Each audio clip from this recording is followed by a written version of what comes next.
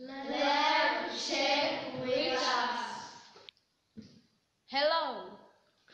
Ahoj. Ahoj. Ahoj.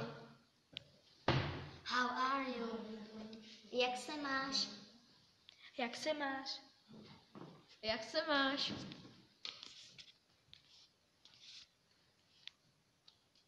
I'm fine. Dobře. Dobře. Dobře. Dobře. I'm bad. Špatně. Špatně. Špatně. Špatně. Animals. Cat. Kočka. Dog. Pes. Rabbit. Králík. Colors. Red. Červená. Yellow. Žlutá. Pink. Růžová. Blue. Modrá. Goodbye. Nashledanou. Where are we on the map? Eastern Hemisphere. Europe. Okay. Central Europe. Czech Republic.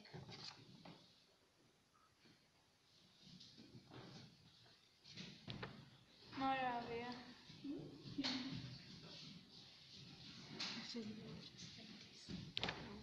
Southern Moravia.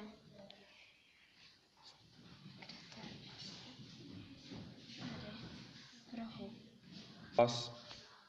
Near Kiev.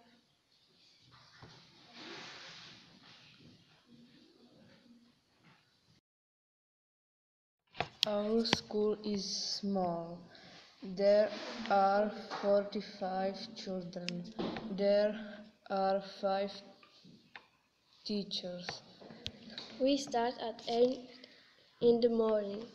We have a big break at 9:40. We have lunch at 12 o'clock. Our lunch is yummy. We have lessons after lunch too. My favorite lessons are PE, English, math. My favorite lessons are English and music. What are your favorite lessons? Math and PE. Math and PE. PE. PE. Music and PE. Crafts.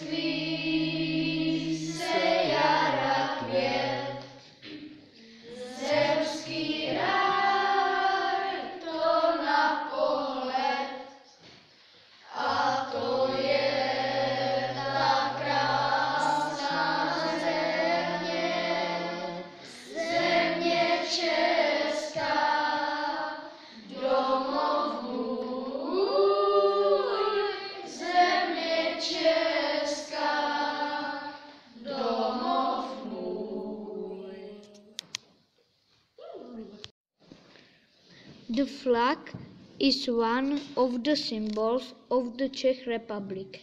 It's got 3 colors: red, white and blue. White is symbol of purity. Red is a symbol of all the bloodshed for the country's freedom. Blue is symbol of cloudless sky. The flag was first used in 1918. the Czech national anthem.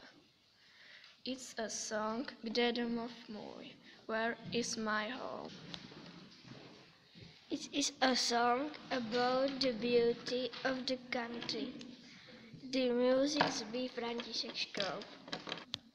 The text is by Josef Kajetan Till. The song is very nice. Coat of arms. The coat of arms is one of the symbols of the Czech Republic. There are 3 animals. It's because the Czech Republic has 3 parts: Bohemia, Moravia, and Silesia. Bohemia had a silver lion. Moravia had a red and white eagle. Sylvia had a black eagle.